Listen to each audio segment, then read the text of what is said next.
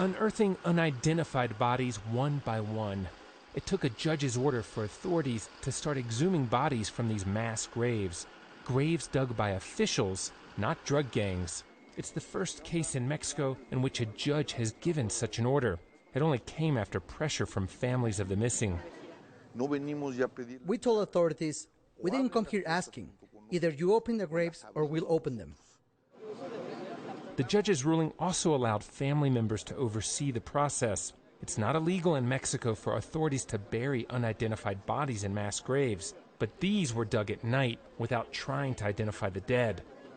Basically, staff members at the Morelos State Attorney's Office came to this small cemetery. They dug 2 pits in the ground here, and over several years, what they did was dump dozens of bodies of people either they couldn't or wouldn't identify. Morelos, just south of the capital, is one of the most violent states in Mexico. Murders and disappearances are common. Many have waited years for some clues to their loved ones' whereabouts. Most never find out what happened. This independent forensic expert says the government violated people's human rights and made it harder to identify the remains. The current state attorney wasn't in office when the burials took place. He faces pressure now to identify the remains. We know that there can be irregularities. We've got state investigators looking after any issues that come up, making sure the appropriate laws are followed. We're verifying that and already started to gather DNA samples for testing. Despite promises, family members of the missing don't trust authorities.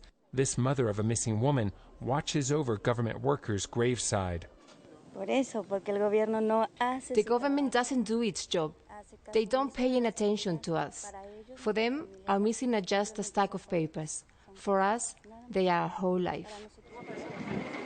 The work has just begun. Only 4 bodies were unearthed on Tuesday. More than 100 are left. Then the real work, trying to finally identify them, begins.